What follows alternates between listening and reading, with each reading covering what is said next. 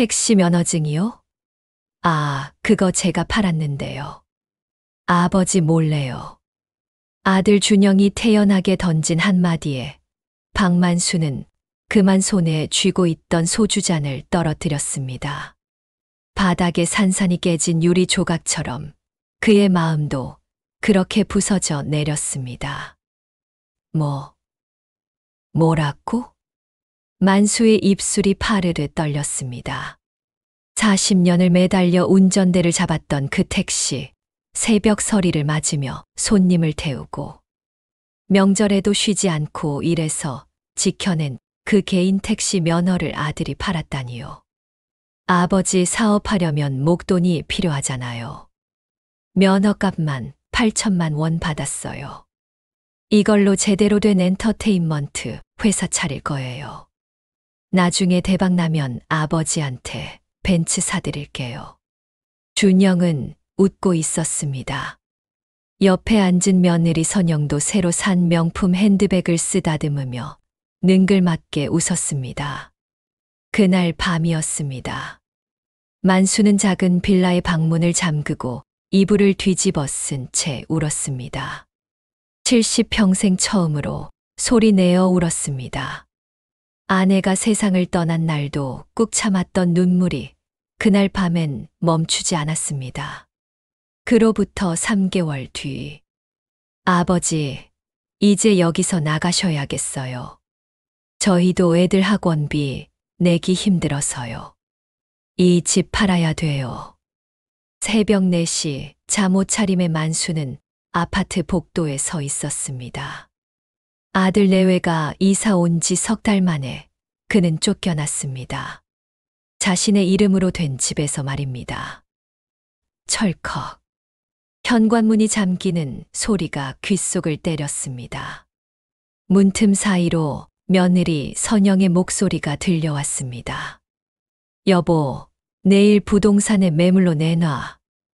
빨리 팔아야 우리 빚이라도 갚지. 만수는 떨리는 다리를 이끌고 계단을 내려갔습니다. 영하 5도의 칼바람이 앙상한 몸을 후려쳤지만 추위보다 더 시린 건 가슴속 얼어붙은 배신감이었습니다. 그는 걸었습니다. 새벽 거리를 한없이 걸었습니다. 발이 저리고 무릎이 욱신거렸지만 멈출 수 없었습니다. 어디로 가야 할지 몰랐습니다. 갈 곳이 없었습니다. 동이 트기 시작할 무렵 만수는 24시간 찜질방 앞에 멈춰 섰습니다. 주머니를 뒤졌습니다. 1,000원짜리 지폐 3장과 동전 몇 개가 전부였습니다. 찜질방 입장료도 안 되는 돈이었습니다. 할아버지, 괜찮으세요? 지나가던 젊은 여자가 물었습니다. 만수는 고개를 저었습니다. 괜찮을 리 없었습니다. 하지만 입 밖으로 내뱉을 수 없었습니다. 자식한테 버림받았다는 말을, 평생 모은 재산을 다 빼앗겼다는 말을 어떻게 남에게 할 수 있겠습니까? 결국 만수는 근처 공원 벤치에 앉았습니다. 나무 벤치는 차갑고 단단했습니다. 등받이에 기댄 채 그는 하늘을 올려다봤습니다. 북두칠성이 또렷하게 박혀 있었습니다. 여보, 나 이제 어떻게 살아야 하오? 아내가 살아있을 때 둘이서 새벽 택시를 몰고 다니며 자주 보던 그 별이었습니다. 아내는 늘 말했습니다. 당신 저 별 보이죠? 저 별처럼 우리도 한결같이 살아요. 아들 잘 키워서 대학 보내고 손주 보고 그렇게 사는 거예요. 하지만 그 꿈은 산산이 부서졌습니다. 해가 떠올랐습니다. 출근길 사람들이 분주하게 지나다녔습니다. 만수는 벤치에서 일어나 천천히 걷기 시작했습니다. 갈 곳은 없었지만 살아야 했습니다. 그는 공원 쓰레기통 옆에 버려진 낡은 리어카를 발견했습니다. 녹슬고 삐걱거렸지만 바퀴는 굴러갔습니다. 만수는 리어카를 끌고 거리로 나섰습니다. 폐지를 줍기 시작했습니다. 한때 개인 택시를 몰며 손님을 태우던 그 손으로 이제는 길거리에 박스를 주워 담았습니다. 등이 굽고 무릎이 시큰거렸지만 멈출 수 없었습니다. 먹고 살아야 했으니까요. 첫날 종일 폐지를 주워 받은 돈은 8,000원이었습니다. 둘째 날 12,000원. 셋째 날 9,000원. 한 달이 지나자 만수는 이제 폐지 줍는 일에 익숙해졌습니다. 새벽 4시에 일어나 리어카를 끌고 나가는 것도 무거운 박스를 등에 짊어지고 고물상까지 걸어가는 것도 일상이 되었습니다. 그러던 어느 날이었습니다. 아버지 아니세요? 익숙한 목소리에 만수는 고개를 들었습니다. 아들 준영이었습니다. 옆에는 며느리 선영도 서 있었습니다. 둘 다 말쑥하게 차려입고 손에는 커피 잔을 들고 있었습니다. 아버지, 여기서 뭐 하세요? 설마 폐지 주우시는 거예요? 준영의 얼굴에 당황한 기색이 스쳤습니다. 하지만 그것도 잠시 그는 곧 태연한 표정을 지었습니다. 아버지, 그렇게 힘들게 사실 거 없이 저희 집으로 다시 들어오세요. 그때 제가 너무 화가 나서 그랬어요. 저희가 아버지 모실게요. 선영도 거들었습니다. 아버님, 손주들도 할아버지 보고 싶어 해요. 들어오셔서 애들이랑 같이 지내세요. 저희가 생활비도 드릴게요. 만수는 두 사람을 물끄러미 바라봤습니다. 그들의 눈빛을 읽을 수 있었습니다. 동정이 아니었습니다. 걱정도 아니었습니다. 그들은 계산하고 있었습니다. 폐지 줍는 늙은 아버지를 집에 들이면 오히려 창피하니 차라리 집에 가둬놓고 손주 돌봄이나 시키자는 속셈이었습니다. 만수는 고개를 저었습니다. 아니다. 난 이대로 괜찮다. 아버지, 그게 무슨 말씀이세요? 이렇게 폐지 주우시면서 사시게요. 준영이 목소리를 높였습니다. 지나가던 사람들이 쳐다봤습니다. 만수는 조용히 리어카를 끌고 자리를 떠났습니다. 그날 밤 만수는 월 25만 원짜리 쪽방에 누워 천장을 바라봤습니다. 곰팡이가 핀 천장, 삐걱거리는 장판, 깨진 창문 틈으로 들어오는 찬바람. 모든 게 초라했습니다. 하지만 이상했습니다. 마음이 편했습니다. 아들 눈치 보지 않아도 되고 며느리 핀잔 듣지 않아도 되니까요. 만수는 작은 비닐봉투를 꺼냈습니다. 그 안에는 아내의 유품이 들어 있었습니다. 낡은 머리빗, 색바랜 손수건, 그리고 두툼한 우표 앨범. 아내는 평생 우표를 모았습니다. 여보, 이거 나중에 값어치 있을 거예요. 라며 옛날 우표들을 정성스럽게 수집했습니다. 만수는 늘 쓸데없는 짓이라고 타박했지만 아내는 개의치 않고 모았습니다.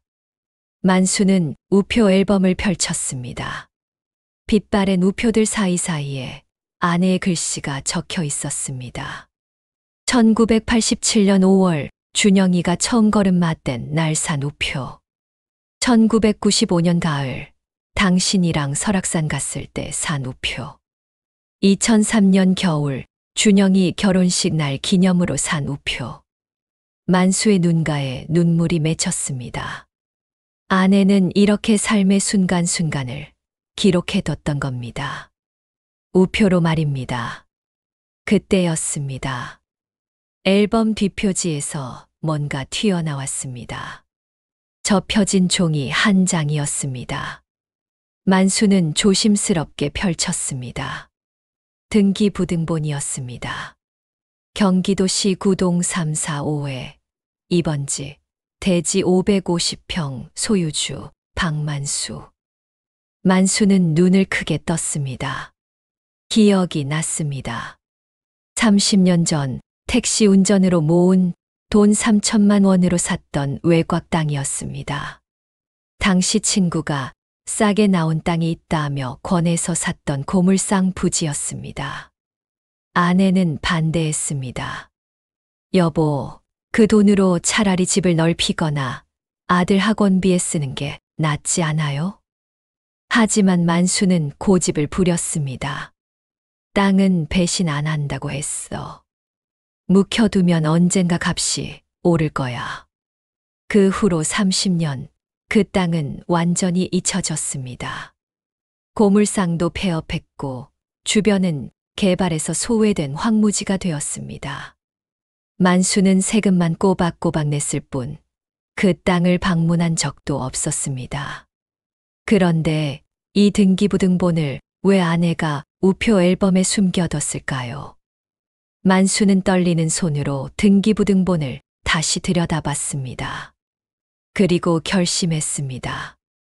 내일 아침 동사무소에 가봐야겠다고. 혹시 모릅니다.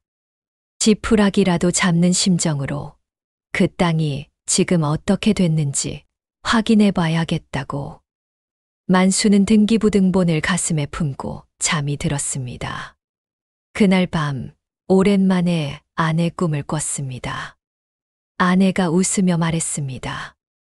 당신 포기하지 마요. 아직 끝난 게 아니에요. 할아버지, 이거 진짜 할아버지 딱 맞으세요? 동사무소 민원실 직원의 목소리가 떨렸습니다. 아니, 떨린 정도가 아니었습니다. 그녀의 눈이 휘둥그레지더니 모니터 화면을 몇 번이고 다시 확인했습니다. 만수는 불안한 마음으로 물었습니다. 왜 그러시오? 뭔가 문제라도. 문제가 아니라요, 할아버지. 직원은 자리에서 벌떡 일어나더니 옆 동료를 불렀습니다. 과장님, 이것 좀 보세요. 신도시 개발 예정지 한복판 토지 소유주가 여기 계세요. 순식간에 민원실이 술렁였습니다. 과장이라는 중년 남자가 달려와 등기부등본을 확인하더니 만수를 위아래로 훑어봤습니다. 폐지 줍느라 때 묻은 낡은 잠바, 해진 운동화, 거칠어진 손. 도저히 수십억 대 땅 주인으로는 보이지 않는 모습이었습니다. 할아버지, 혹시 이 땅 파실 생각 없으세요? 지금 부동산 중개업자들이 이 지역 땅 미친 듯이 찾고 있거든요. 그게 무슨 소리요? 만수는 어리둥절했습니다. 30년 전 3천만 원 주고 산 그 황무지가 대체 왜 난리인 걸까요? 과장은 책상 서랍에서 신문 스크랩을 꺼내 보여줬습니다. 할아버지, 여기 보세요. 작년 12월에 정부에서 발표한 신도시 개발 계획이에요. 할아버지 땅이 정확히 상업지구 한복판이에요. 게다가 대형 쇼핑몰 들어올 부지로 지정됐어요. 만수의 손이 떨렸습니다. 신문을 제대로 잡을 수조차 없었습니다. 그럼 그 땅이 지금 얼마나 하오? 보상금만 최소 50억은 나올 겁니다. 그리고 만약 개발 후에 건물 지분으로 받으시면 아마 100억도 넘을 거예요. 50억, 100억. 만수의 머릿속이 하얘졌습니다. 폐지 팔아 하루 1만 원 버는 게 기적 같던 그가 50억이라는 돈을 상상이나 할 수 있겠습니까? 할아버지, 지금 당장 법무사 가셔서 재산 보호 조치하세요. 안 그러면 자칫 사기꾼들한테 당할 수도 있어요. 요즘 이런 땅 주인들 노려서 헐값에 사가는 일당들 많거든요. 과장의 경고가 귓가를 스쳤지만 만수는 제대로 듣지 못했습니다. 온몸이 얼어붙은 것처럼 굳어 있었습니다. 동사무소를 나와 거리를 걷는데 세상이 달라 보였습니다. 같은 하늘, 같은 건물, 같은 사람들인데 모든 게 다르게 느껴졌습니다. 만수는 공원 벤치에 주저앉았습니다. 등기부등본을 다시 펼쳤습니다. 떨리는 손가락으로 주소를 짚었습니다. 경기도시 구동 345에 2번지. 그 순간 눈물이 주르르 흘러내렸습니다. 아내 생각이 났습니다. 30년 전 그날도 이렇게 봄날이었습니다. 만수가 땅 계약서를 들고 집에 돌아오자 아내는 한숨을 쉬었습니다. 여보, 그 돈이면 준영이 학원 3년은 더 보낼 수 있었는데. 당신 모르는 소리 말아요. 땅은 절대 값이 안 떨어진다니까. 우리 노후 대비하는 거요. 아내는 더 이상 말이 없었습니다. 그저 묵묵히 등기부등본을 서랍 깊숙이 넣어뒀습니다. 그리고 30년간 세금 고지서가 나올 때마다 아내는 아무 말 없이 은행에 가서 납부했습니다. 만수는 한 번도 그 땅을 확인하러 가지 않았습니다. 쓸모없는 땅이라고 생각했으니까요. 개발도 안 되고 접근도 어렵고 그냥 버려진 땅이라고만 여겼습니다. 하지만 아내는 달랐습니다. 아내는 알고 있었던 걸까요? 언젠가 그 땅이 가치를 발휘할 날이 올 거라는 걸.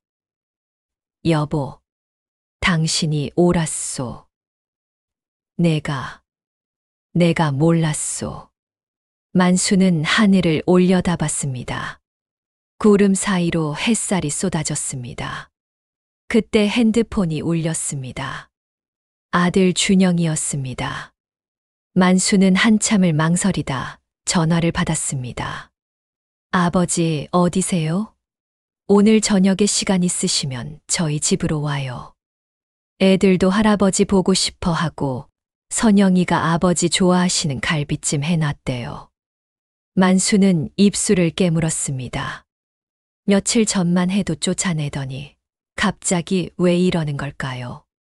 준영아, 혹시.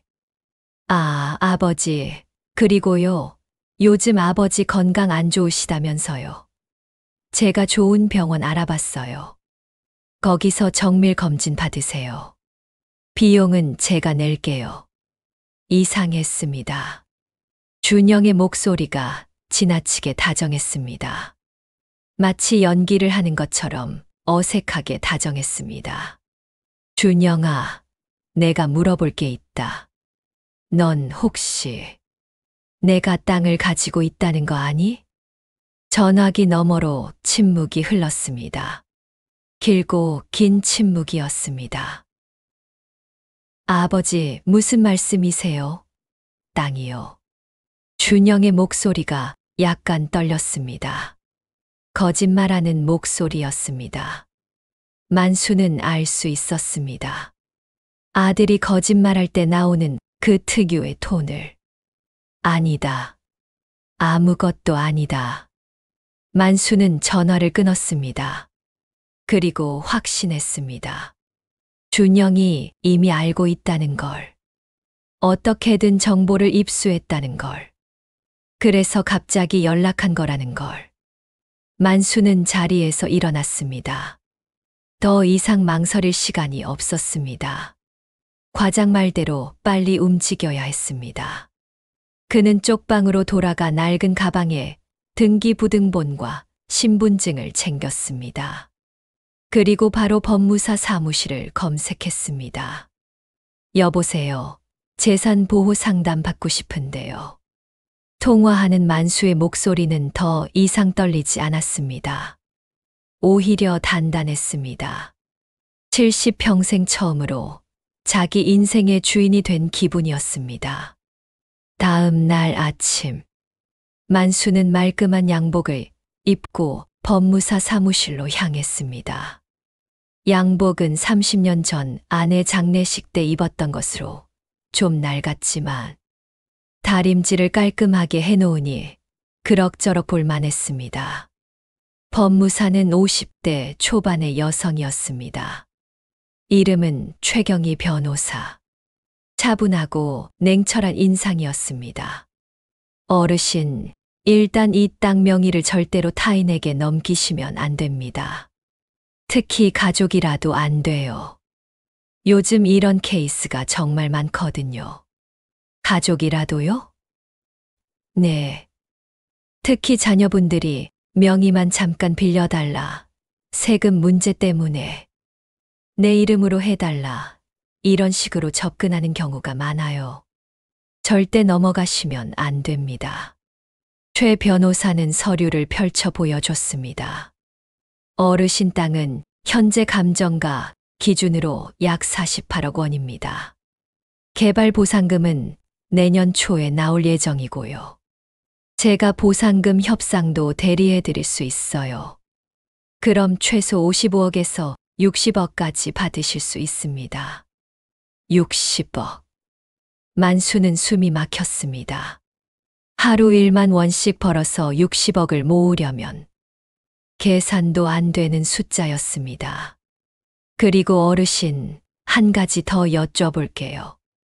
혹시 재산 상속이나 증여 계획 있으세요?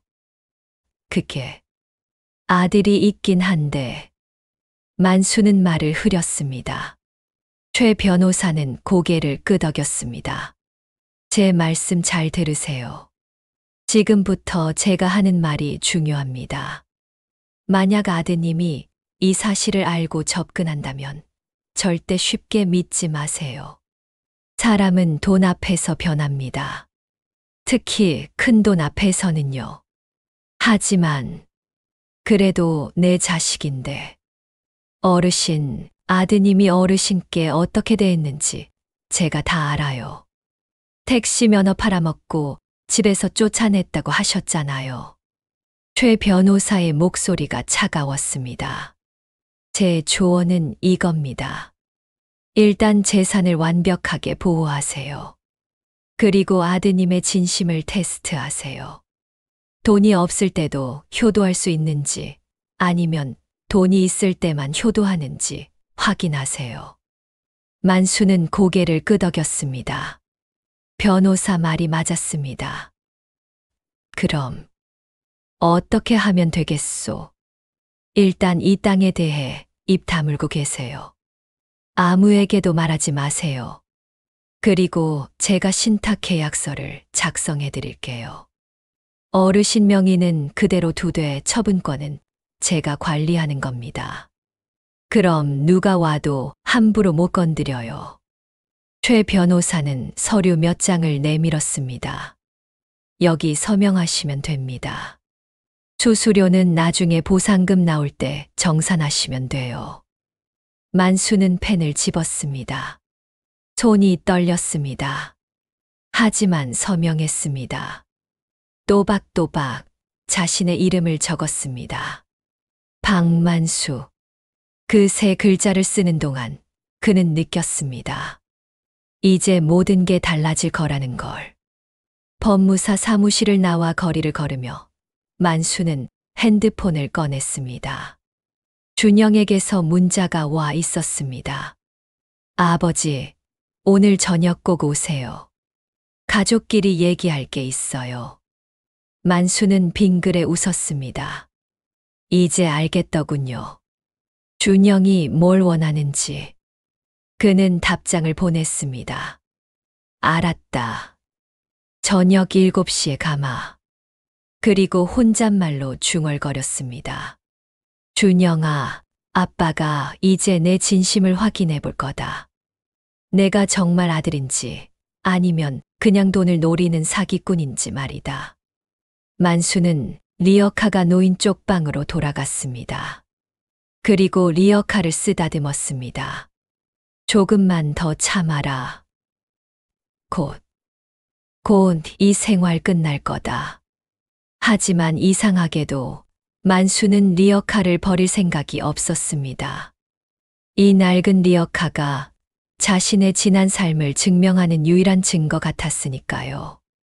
그날 저녁 7시, 만수는 준영의 아파트 초인종을 눌렀습니다. 문이 열리자 며느리 선영이 환한 미소로 맞이했습니다. 아버님, 어서 오세요. 오늘 갈비찜이랑 전복죽까지 준비했어요. 거실에는 준영과 손주 둘이 앉아 있었습니다. 손주들은 할아버지를 보더니 어색하게 인사했습니다. 할아버지. 만수는 손주들을 쓰다듬었습니다. 아이들에게는 죄가 없었습니다. 식탁에 앉자 준영이 소주를 따라줬습니다. 아버지, 오랜만에 한잔 하시죠. 제가 아버지 좋아하시는 참이슬로 준비했어요. 만수는 소주잔을 받았지만 마시지 않았습니다. 그저 손가락으로 잔을 돌렸습니다. 준영이 입을 열었습니다. 아버지, 그동안 제가 정말 불효했어요. 진심으로 반성하고 있어요. 갑자기 왜 이러느냐? 아니, 그게 제가 요즘 사업도 정리하고 새로 시작하려고 하거든요. 그러면서 생각해 봤어요. 그동안 아버지한테 너무 못했다고. 이제부터는 제대로 효도하고 싶어요. 만수는 아들을 똑바로 쳐다봤습니다.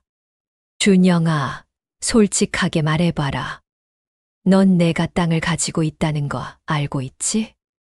순간 방 안이 얼어붙었습니다.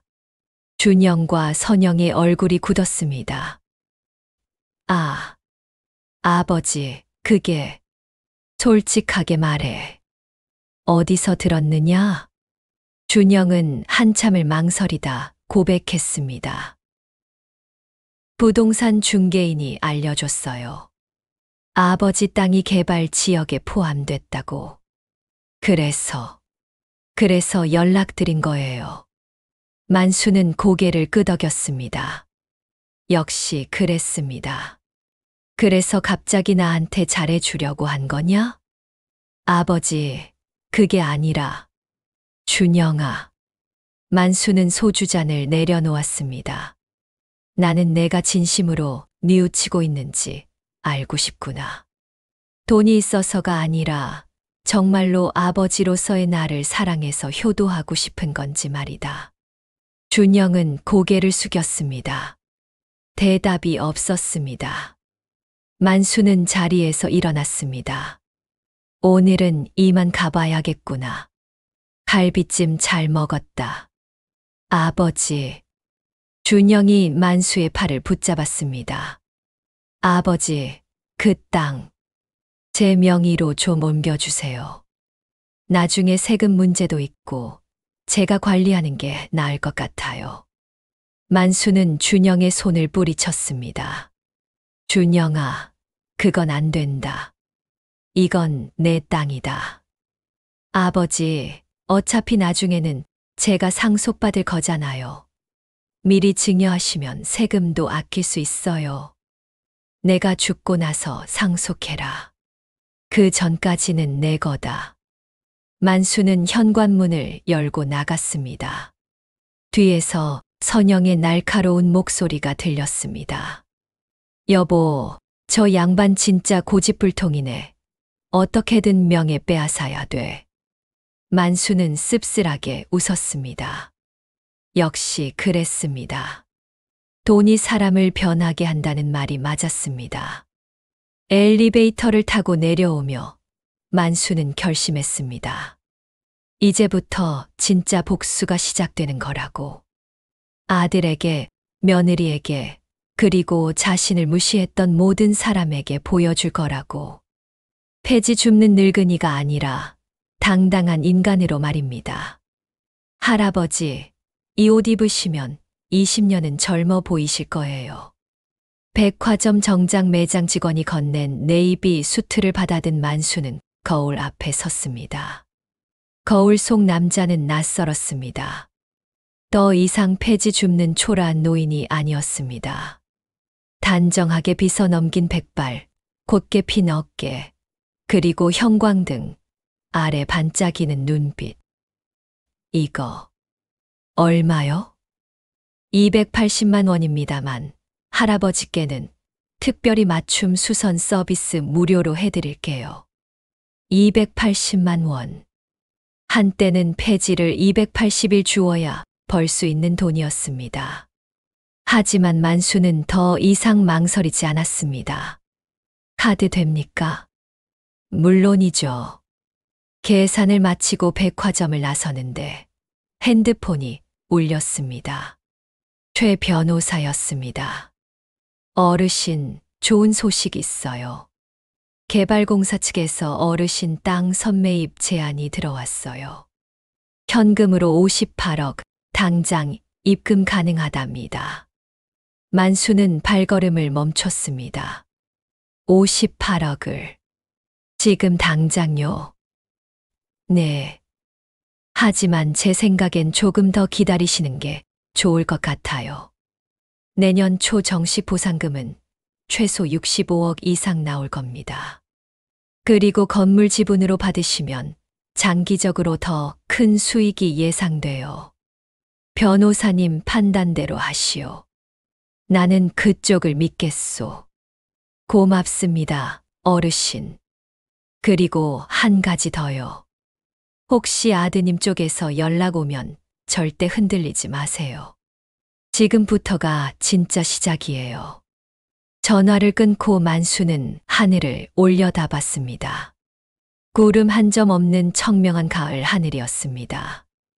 여보, 보고 있소. 당신이 모아둔 그 쓸모없어 보이던 우표 앨범이 우리 인생을 바꿨소. 다음 날 아침, 만수는 더 이상 리어카를 끌지 않았습니다. 대신 새로 산 정장을 입고 시내 중심가 카페에 앉아 있었습니다. 아메리카노 한 잔을 앞에 두고 그는 노트북을 펼쳤습니다. 노트북은 최 변호사가 선물한 것이었습니다. 어르신, 요즘 세상은 정보가 곧 힘이에요. 이거 배우셔야 해요. 처음엔 두려웠습니다. 70평생 손으로 일만 해온 그가 컴퓨터라니요. 하지만 도서관에서 컴퓨터 기초 강의를 듣고 유튜브로 독학하니 생각보다 어렵지 않았습니다.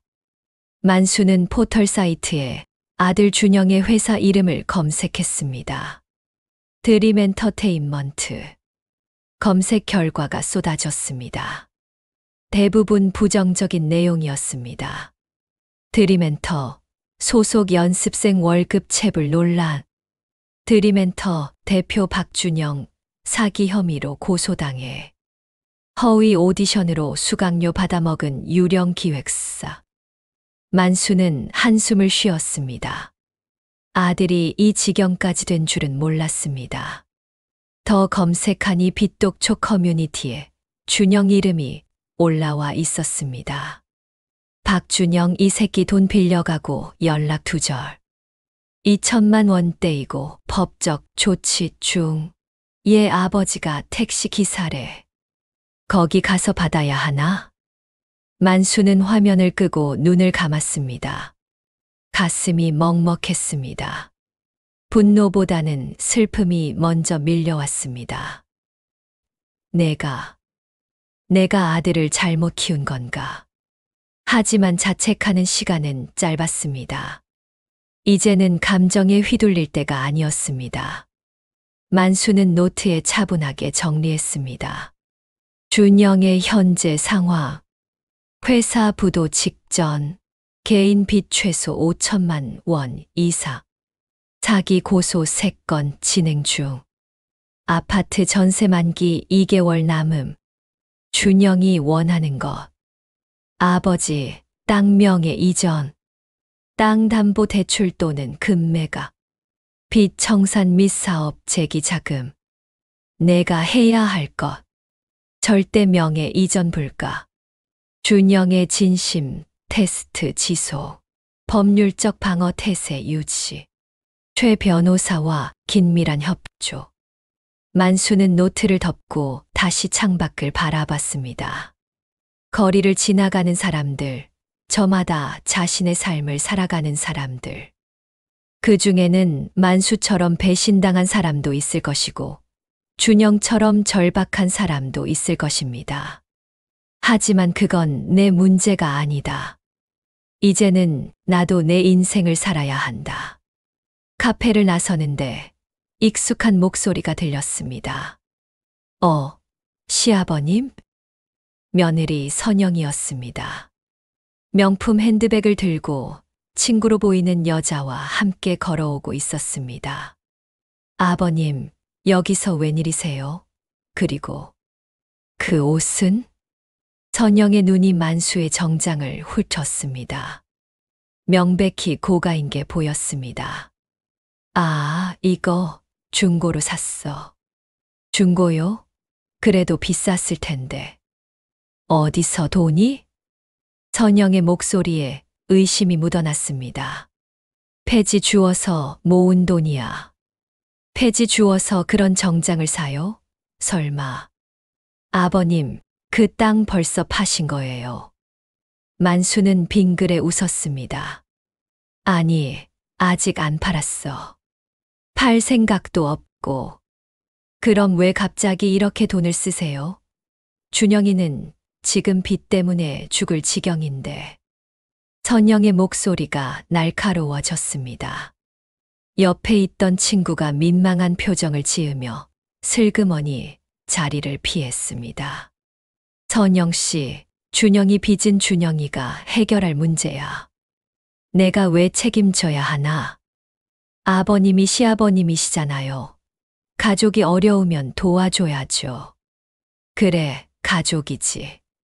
근데 가족이 나를 집에서 쫓아낼 때는 왜 생각 안 했어? 선영의 얼굴이 붉어졌습니다. 그때는 저희도 여유가 없어서. 지금도 여유 없잖아. 그런데 명품 가방은 새로 샀네. 만수가 선영의 핸드백을 가리키자 그녀는 가방을 뒤로 숨겼습니다.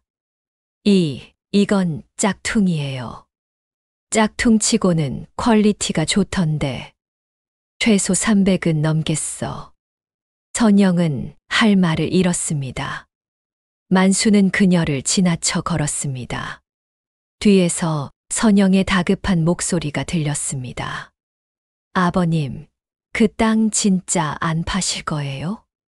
준영이 지금 법적으로 고소당할 수도 있어요. 아버님이 도와주시면 되잖아요. 만수는 멈춰서서 천천히 돌아봤습니다. 선영 씨, 내가 왜 준영이를 도와줘야 하는지 이유를 대봐. 지난 3개월간 준영이가 나한테 어떻게 했는지 생각해봐. 선영은 입술을 깨물었습니다. 그래도 아들이잖아요. 아들이면 뭐든 용서돼. 아니야.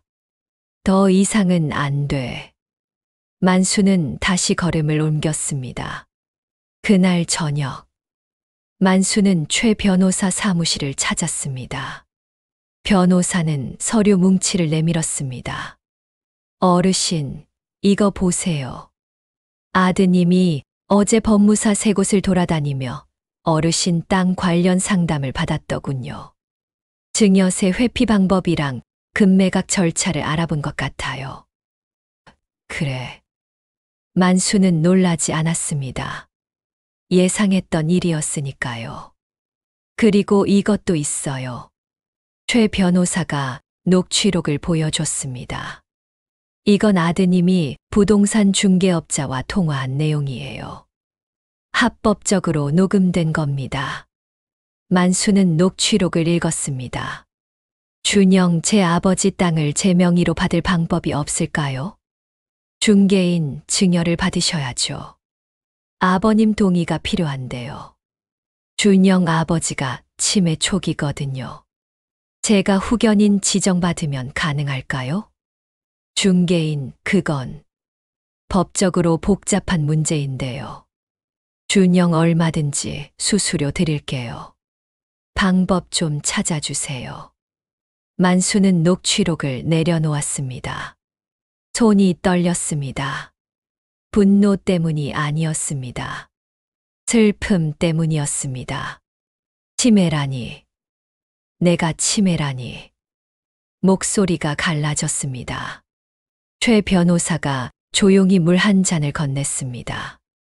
어르신, 지금이라도 법적 조치 취하시겠어요? 이 정도면 충분히 사기 미수로 고소 가능합니다. 만수는 고개를 저었습니다. 아니야. 아직은 아니야. 왜요? 나는 그래도 한 번 더 기회를 주고 싶어. 혹시 모르잖아. 준영이가 정말로 뉘우칠지. 최 변호사는 한숨을 쉬었습니다. 어르신, 솔직히 말씀드릴게요. 제가 20년간 변호사 하면서 본 케이스만 수백 건인데요. 이런 경우에 자식이 변하는 경우는 거의 못 봤어요. 그래도 나는 아버지니까 마지막까지 믿어주고 싶어. 만수의 눈에 눈물이 맺혔습니다. 최 변호사는 더 이상 말하지 않았습니다. 대신 조용히 어깨를 두드렸습니다. 일주일 후, 만수는 준영에게서 문자를 받았습니다.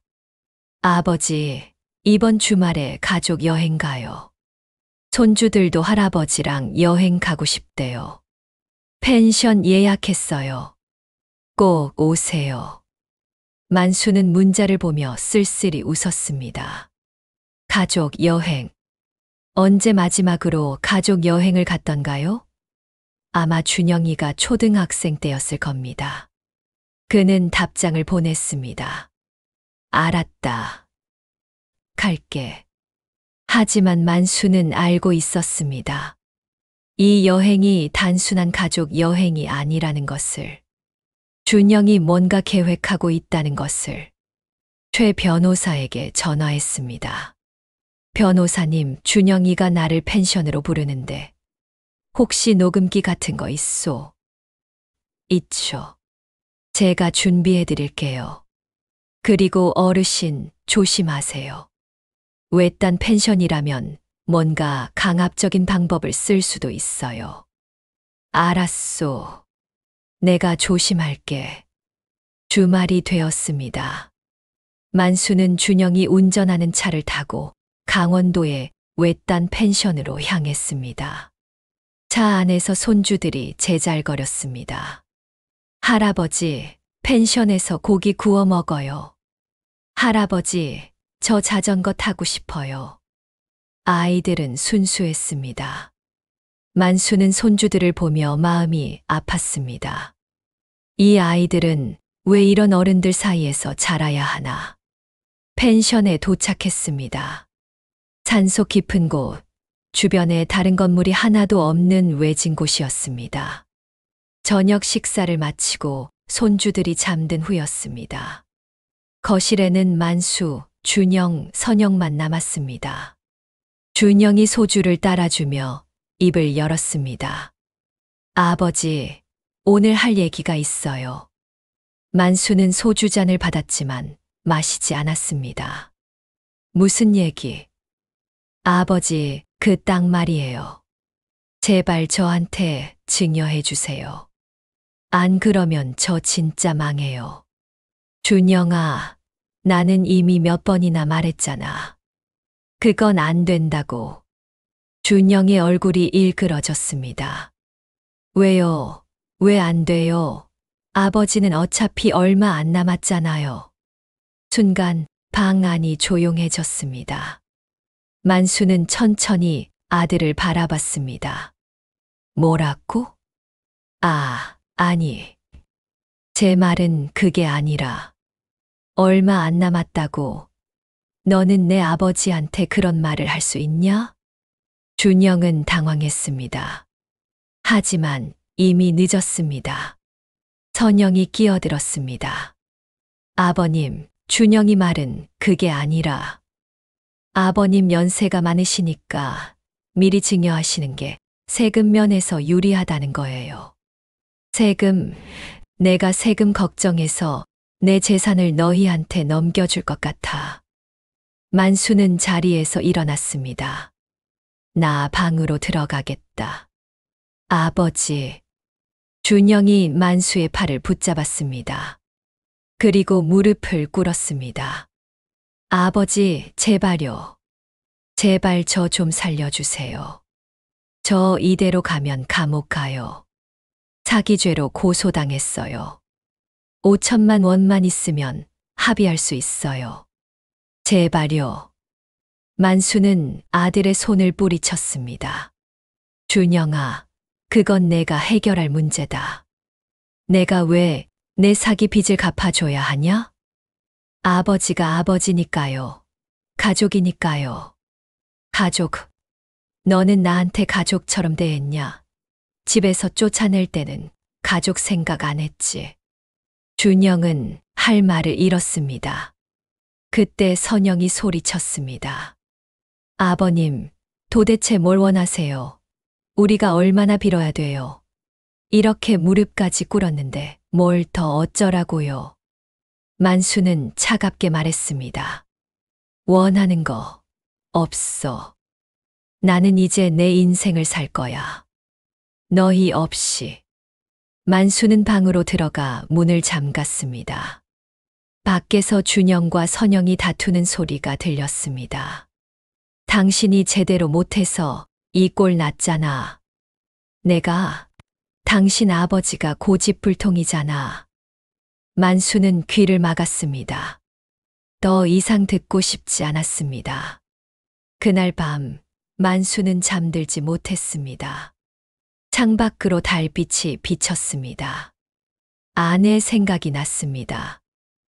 여보, 내가 잘하고 있는 거 맞소? 이렇게 냉정하게 굴어도 되는 거요? 대답은 없었습니다. 하지만 마음속 깊은 곳에서 목소리가 들려왔습니다. 당신은 잘하고 있어요. 이제 당신 인생을 사세요. 만수는 눈을 감았습니다. 그리고 결심했습니다. 이제 정말로 마지막 카드를 꺼낼 때가 왔다고. 어르신 보상금 입금됐습니다. 정확히 62억 3천만 원입니다. 최 변호사의 전화를 받은 순간 만수는 벤치에 주저앉았습니다. 다리에 힘이 풀렸습니다. 62억. 숫자로만 봤을 때는 실감이 나지 않았습니다. 하지만 통장 잔액을 확인하는 순간 눈앞이 아득해졌습니다. 잔액 62억 3천만 원. 만수는 핸드폰 화면을 몇 번이고 다시 확인했습니다. 이게 현실인지 꿈인지 구분이 안 됐습니다. 어르신, 계세요? 아, 네. 여기 있소. 축하드립니다. 이제 어르신은 자유입니다. 하고 싶으신 거 다 하세요. 전화를 끊고 만수는 한참을 그 자리에 앉아 있었습니다.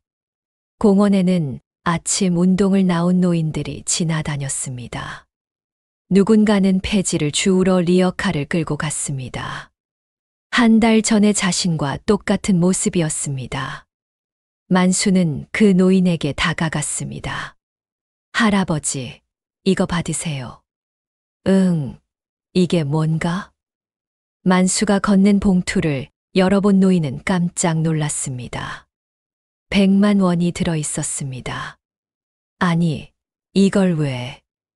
그냥 받으세요.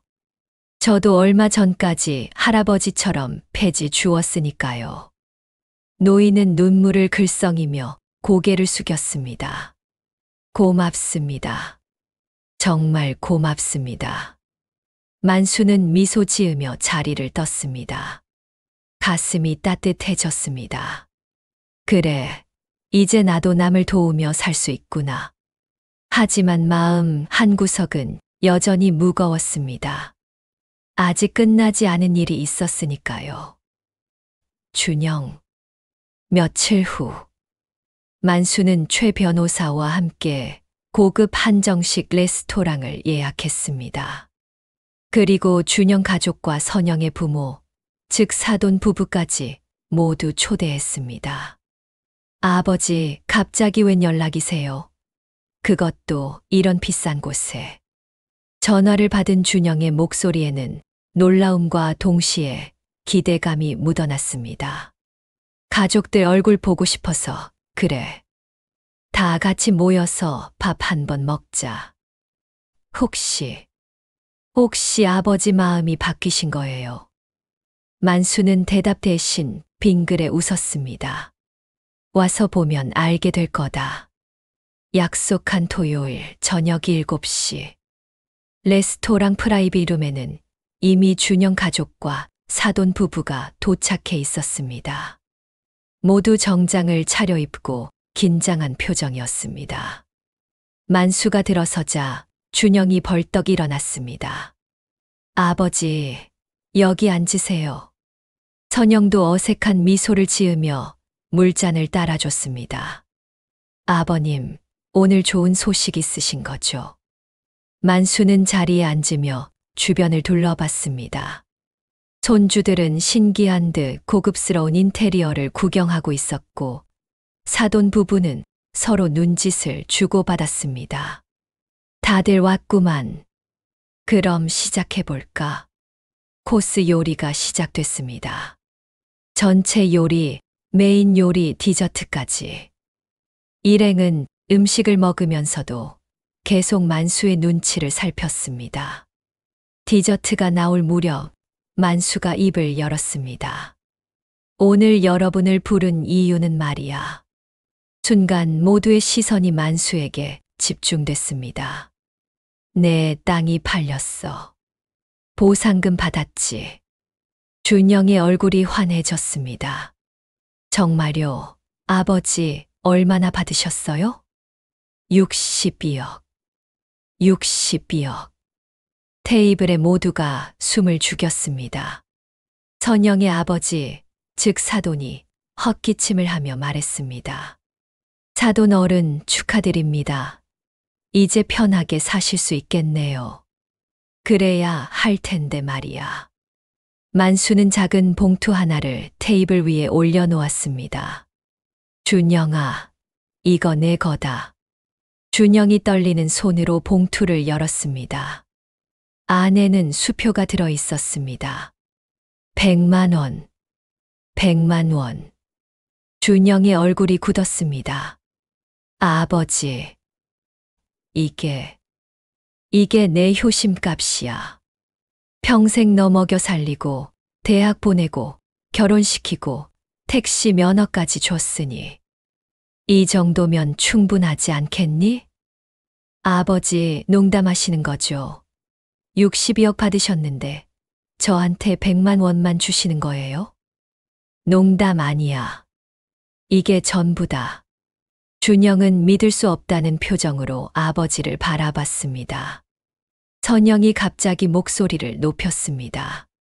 아버님, 이게 말이 돼요? 준영이는 아버님 친아들이잖아요. 조금이라도 나눠주셔야죠. 만수는 조용히 선영을 바라봤습니다. 선영 씨, 내가 집에서 쫓겨났을 때 당신은 뭐라고 했지? 저희도 먹고 살기 바빠요라고 했지. 그때는 저희 형편이 안 좋아서. 지금도 형편 안 좋잖아. 그런데 왜 내 돈을 원하는 거야? 선영은 할 말을 잃었습니다. 그때 최 변호사가 서류 가방을 열었습니다. 만수 옆에 조용히 앉아있던 그녀가 처음으로 입을 열었습니다. 제 소개를 먼저 할게요. 저는 박만수 어르신의 변호인 최경희입니다. 오늘 이 자리는 단순한 가족 모임이 아닙니다. 최 변호사는 서류 뭉치를 테이블 위에 펼쳤습니다. 박준영 씨, 당신이 지난 3개월간 어르신께 어떻게 했는지 여기 다 기록되어 있습니다. 준영의 얼굴이 하얗게 질렸습니다. 첫째, 어르신의 택시 면허를 무단으로 매각. 금액 8천만 원. 둘째, 어르신 명의의 빌라를 강제로 빼앗으려 한 시도. 셋째, 어르신을 치매 환자로 몰아 후견인 지정을 시도한 사기 미수. 넷째, 어르신을 협박하여 토지 명의 이전을 강요한 행위. 최 변호사는 녹음 파일을 재생했습니다. 준영의 목소리가 흘러나왔습니다. 제 아버지가 치매 초기거든요. 제가 후견인 지정받으면 가능할까요? 아버지는 어차피 얼마 안 남았잖아요. 방 안이 얼어붙었습니다. 사돈 부부는 당황한 표정으로 준영을 바라봤고 손주들은 무슨 일인지 몰라 불안해했습니다. 준영은 창백한 얼굴로 아버지를 바라봤습니다. 아버지, 이건 오해예요. 오해. 내 목소리가 녹음된 걸 어떻게 오해라고 해? 만수는 천천히 일어섰습니다. 준영아, 나는 내가 변하길 바랐어. 정말로 뉘우치고 진심으로 아버지를 대하길 바랐지. 하지만 너는 끝까지 돈만 봤어. 아버지, 이제 내 말 잘 들어. 나는 내게 한 푼도 주지 않을 거야. 대신 이 돈으로 내가 하고 싶은 일을 하며 살 거다. 그리고 만수는 최 변호사를 바라봤습니다. 그녀가 또 다른 서류를 꺼냈습니다. 그리고 너희가 무단으로 판 내 택시 면허. 그거 법적으로 무효야. 이미 소송 걸었어. 8천만 원 다시 토해내라. 뭐, 그게 무슨. 그리고 내 빌라 명의 이전 시도한 것도 사기죄로 고소할 수 있어. 하지만 그건 안 할 거야. 너는 내 아들이니까. 만수는 봉투 하나를 더 꺼냈습니다. 대신 이걸 줄게. 5천만 원. 내가 사기죄로 고소당한 거 합의하라고. 이게 내가 너한테 주는 마지막이야. 준영은 떨리는 손으로 봉투를 받았습니다. 아버지, 정말 이게 끝이에요? 그래, 이제 끝이다. 앞으로 너는 내 힘으로 살아라. 나한테 기대지 말고. 만수는 손주들에게 다가갔습니다. 그리고 각자에게 봉투를 하나씩 건넸습니다. 얘들아, 이건 너희 교육비야. 각각 1억씩이다. 하지만 조건이 있어. 이 돈은 너희 부모가 아니라 할아버지가 직접 관리할 거야. 너희가 대학 갈 때까지. 손주들은 어리둥절한 표정으로 봉투를 받았습니다. 그리고 선영 씨 부모님. 만수는 사돈 부부를 바라봤습니다. 사돈 어른들께는 따로 드릴 게 없습니다. 대신 한 가지만 부탁드리겠습니다. 따님 좀 제대로 교육시키세요. 시아버지를 ATM 기계로 보지 말라고. 사돈 부부는 얼굴이 빨개져서 고개를 숙였습니다. 만수는 최 변호사와 함께 자리에서 일어났습니다. 오늘 식사 대접 고맙게 받았어. 이제 나는 갈게. 아버지. 준영이 만수의 팔을 붙잡았습니다. 눈에는 눈물이 가득했습니다. 아버지, 죄송해요. 제가 정말 잘못했어요. 다시 기회를 주세요. 만수는 준영의 손을 뿌리쳤습니다. 준영아, 기회는 이미 여러 번 줬어. 너는 그때마다 날 배신했지. 이제는 늦었어. 아버지. 준영은 바닥에 주저앉아 울었습니다. 만수는 뒤를 돌아보지 않고 레스토랑을 나섰습니다. 밖에는 가을비가 부슬부슬 내리고 있었습니다. 최 변호사가 우산을 펼쳐 들어주었습니다.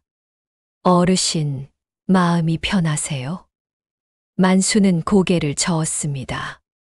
편하지 않아요. 아직도 가슴이 아파요. 하지만 그는 하늘을 올려다봤습니다. 그래도 이제는 자유로운 것 같아요. 더 이상 누군가의 ATM 기계가 아니라 박만수라는 사람으로 살 수 있을 것 같아요. 최 변호사가 미소 지었습니다.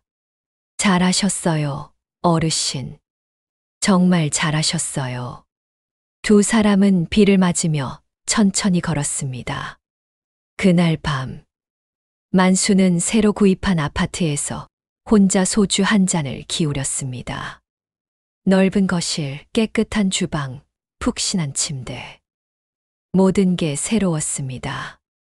하지만 이상하게 쓸쓸했습니다. 그는 아내 사진을 꺼내 탁자 위에 놓았습니다.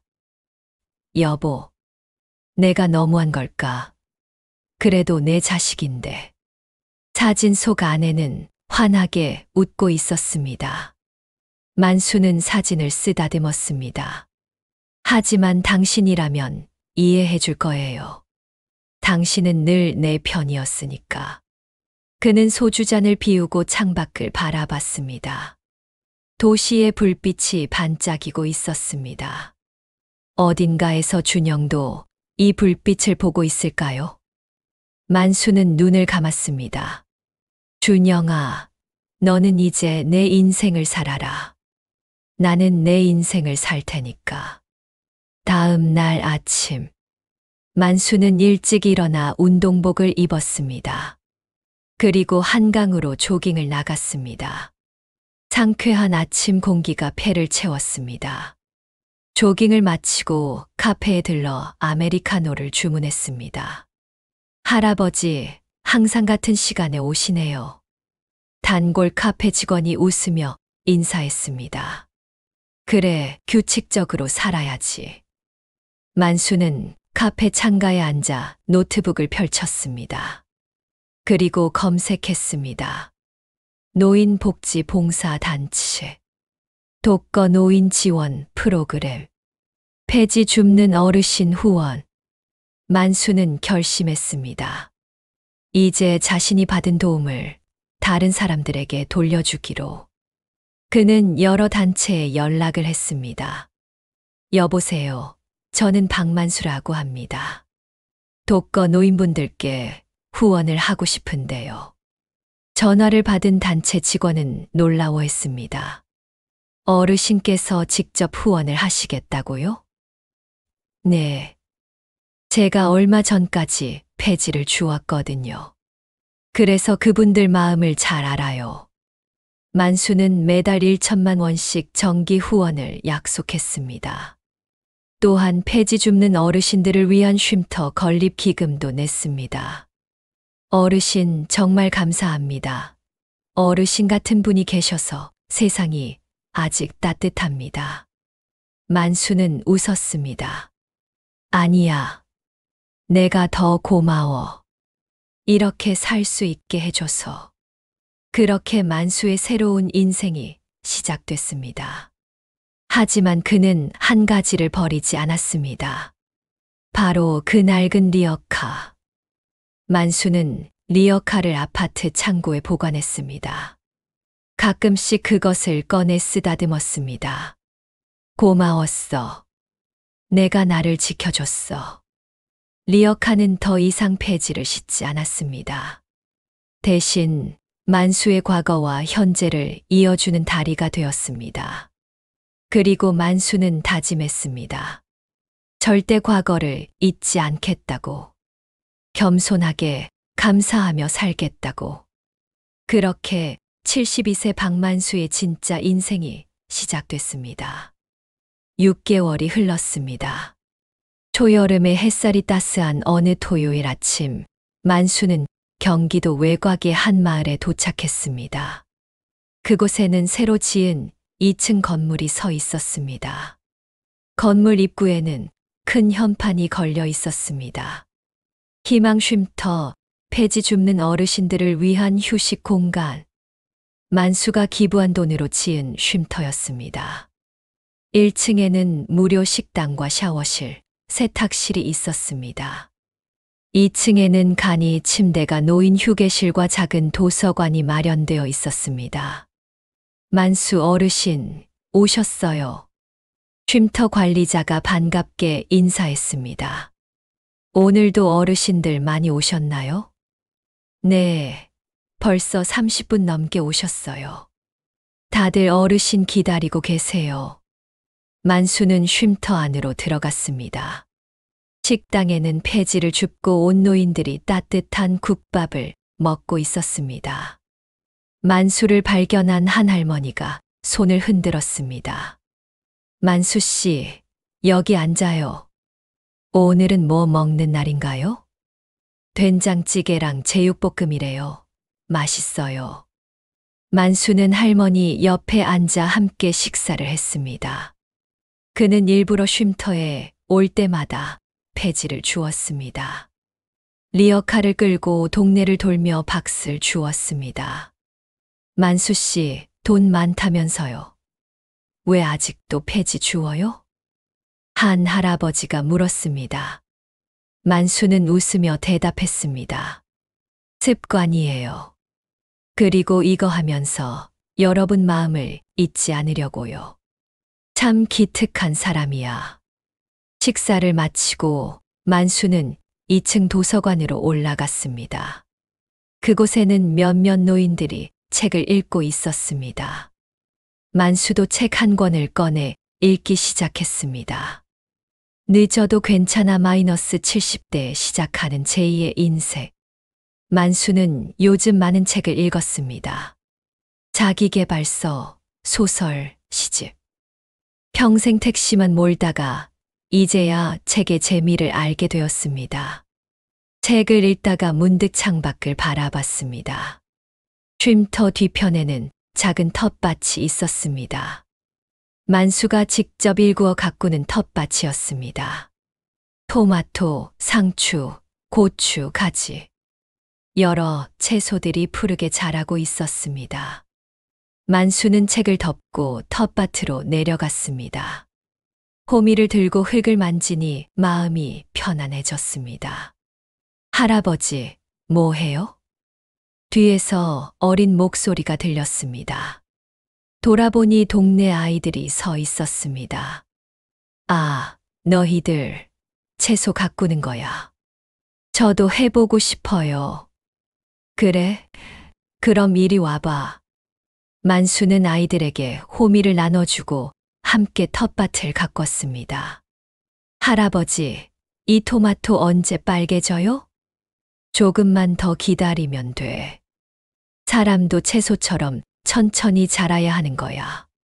아이들은 신기한 듯 토마토를 만지작거렸습니다. 만수는 아이들을 보며 웃었습니다. 이렇게 살 수도 있구나.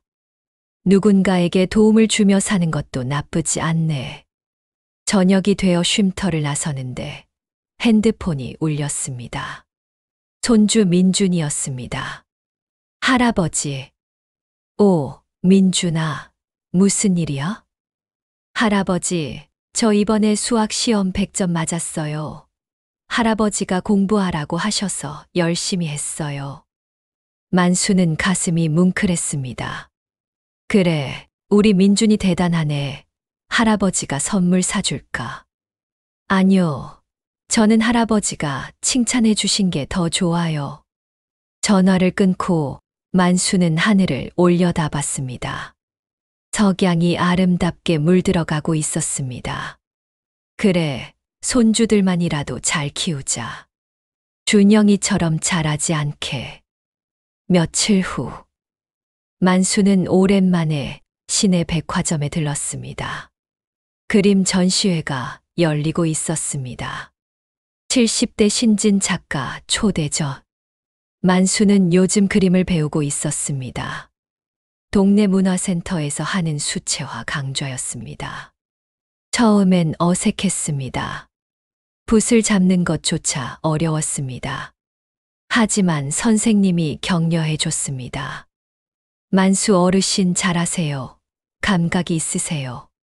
몇 달 후, 만수는 자신만의 그림을 그릴 수 있게 되었습니다. 주로 그린 것은 리어카였습니다. 낡은 리어카가 석양을 배경으로 서 있는 그림. 리어카의 폐지가 가득 실린 그림. 리어카를 끄는 노인의 뒷모습 그림. 전시회를 둘러보던 만수는 한 그림 앞에 멈췄습니다. 아버지의 등. 그림 속에는 리어카를 끄는 노인의 뒷모습이 그려져 있었습니다. 구부정한 등, 거친 손, 낡은 운동화. 만수는 그 그림을 한참 바라봤습니다. 저게 바로 나였구나. 그림을 보는 동안 눈시울이 뜨거워졌습니다. 좋은 그림이죠. 옆에서 누군가 말을 걸었습니다. 돌아보니 50대쯤 되어 보이는 남자였습니다. 제가 그린 그림이에요. 제 아버지 모습을 그렸습니다. 그래요? 아버님이 폐지를 주우셨나 봐요.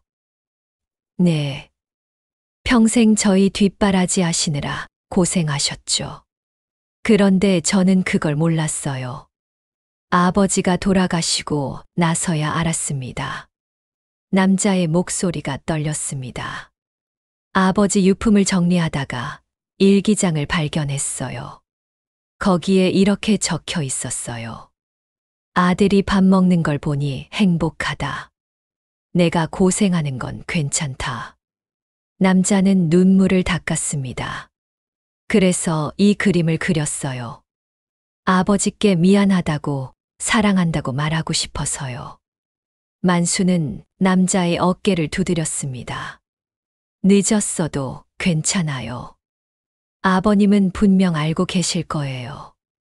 고맙습니다. 전시회를 나오며 만수는 생각했습니다.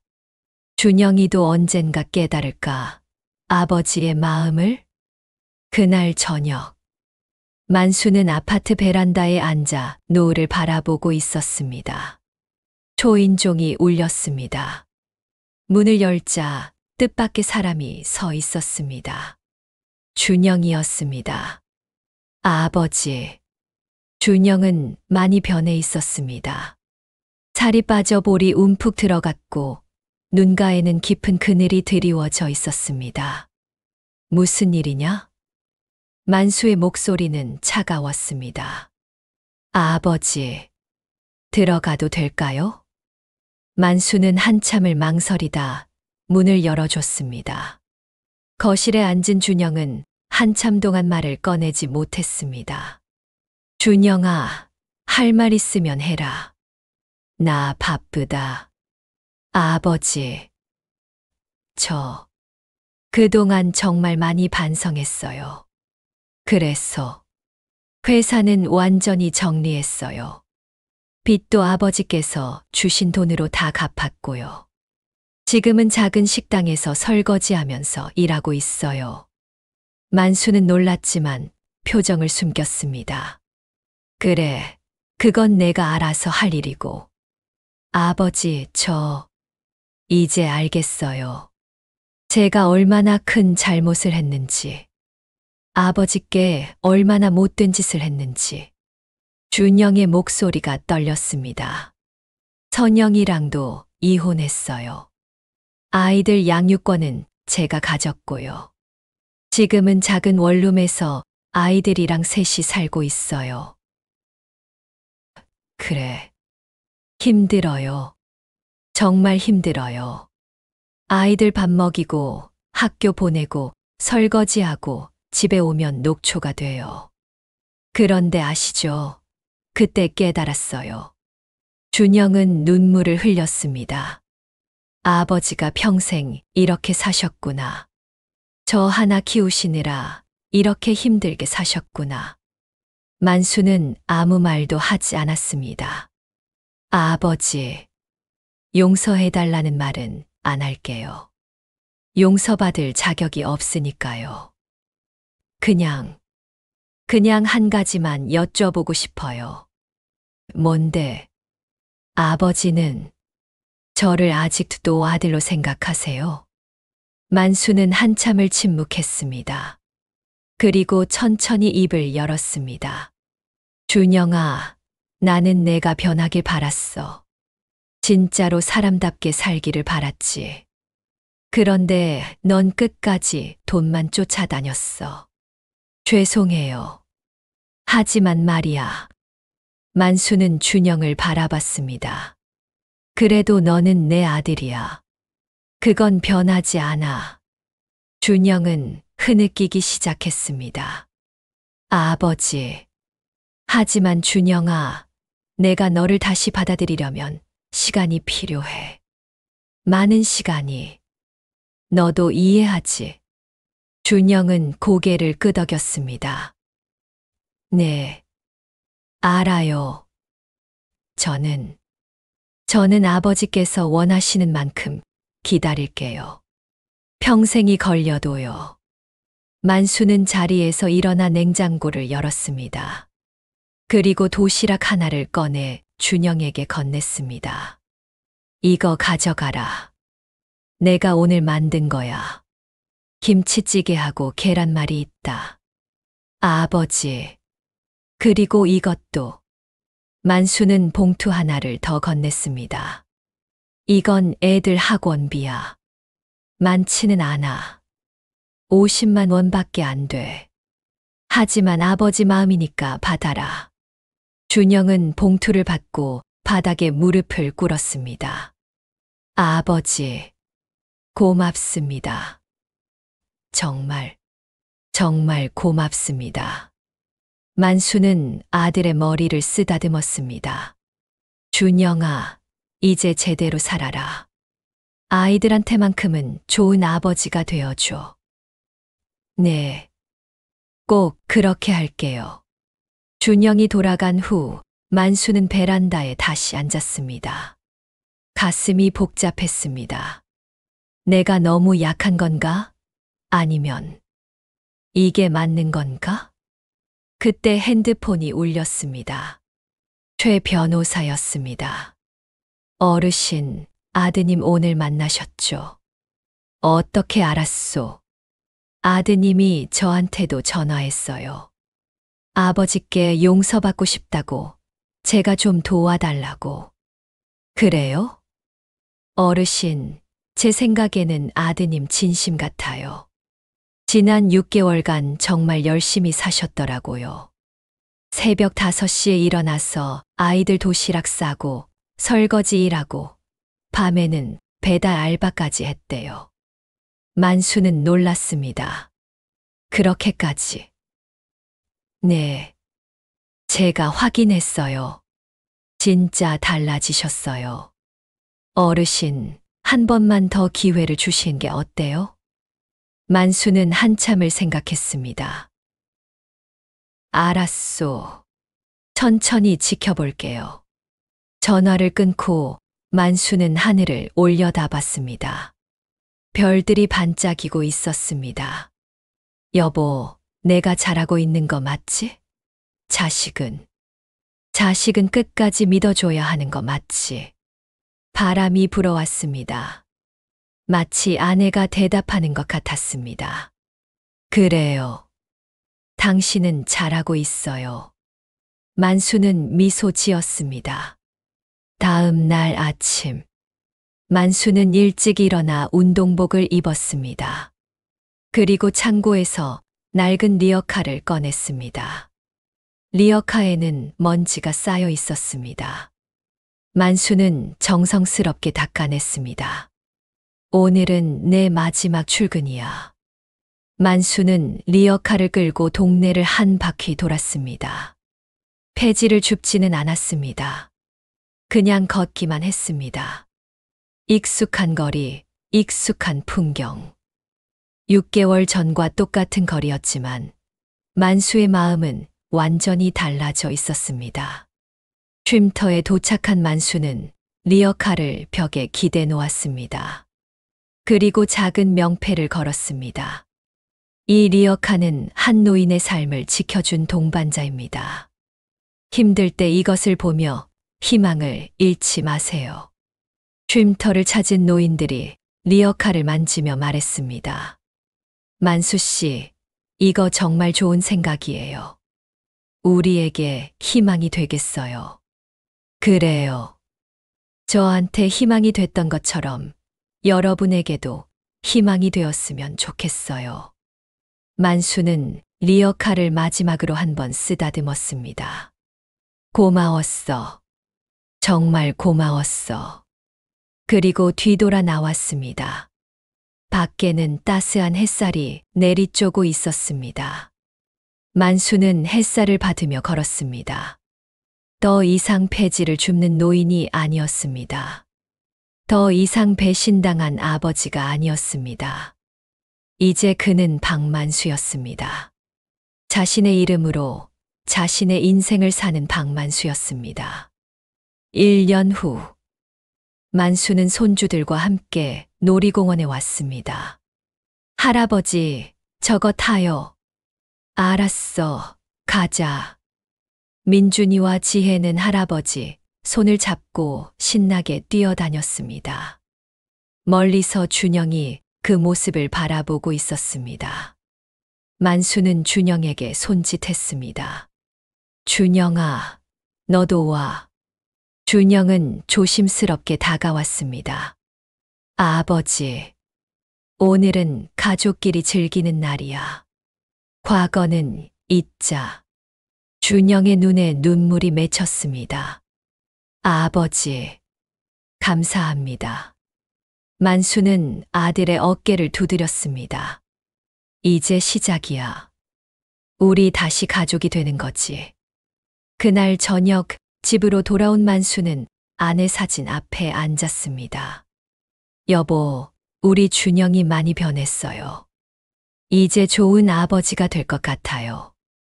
사진 속 아내는 환하게 웃고 있었습니다. 당신 말이 맞았어요. 땅은 배신하지 않는다고 했잖아요. 그 땅 덕분에 나도 새로운 인생을 살고 있어요. 만수는 창밖을 바라봤습니다. 석양이 아름답게 물들어가고 있었습니다. 그리고 말이에요, 여보. 나 이제 그림도 그리고 봉사도 하고 손주들도 보고 이렇게 행복하게 살고 있어요. 만수는 미소 지었습니다. 폐지 줍던 그 노인은 이제 없어요. 대신 행복한 박만수가 있어요. 그는 자리에서 일어나 베란다로 나갔습니다. 별들이 반짝이고 있었습니다. 북두칠성이 또렷하게 보였습니다. 여보, 저 별 보이죠? 당신이랑 같이 보던 그 별이요. 이제 나 혼자 보지만 외롭지 않아요. 당신이 늘 함께 있으니까요. 바람이 불어왔습니다. 만수는 눈을 감고 바람을 느꼈습니다. 그리고 중얼거렸습니다. 고맙소, 여보. 당신이 남겨준 그 우표 앨범 덕분에 나는 새로운 삶을 얻었소. 하늘에서 별똥별이 떨어졌습니다. 만수는 소원을 빌었습니다. 부디 모든 노인분들이 행복하게 살 수 있기를. 그리고 자식들이 부모의 사랑을 잊지 않기를. 그렇게 박만수의 이야기는 계속됩니다. 폐지를 줍던 노인에서 당당한 삶을 사는 사람으로, 배신당한 아버지에서 용서할 줄 아는 어른으로, 72세에 새로운 인생을 시작한 박만수. 그의 마지막 턴은 이제 막 시작됐습니다. 당신도 지금 힘드신가요? 당신도 자식에게 배신당했나요? 당신도 모든 걸 포기하고 싶나요? 하지만 기억하세요. 아직 끝나지 않았습니다. 당신의 마지막 턴은 이제부터입니다. 72세도 늦지 않았습니다. 80세도 늦지 않았습니다. 오늘, 지금 이 순간부터 당신의 인생을 다시 시작하세요. 당신도 박만수처럼 할 수 있습니다. 당신의 삶을 당신의 이름으로 사세요. 이 이야기가 마음에 드셨다면 구독과 좋아요 부탁드립니다. 그리고 힘든 분들께 이 영상을 공유해 주세요. 우리 모두 포기하지 말고 살아갑시다. 감사합니다.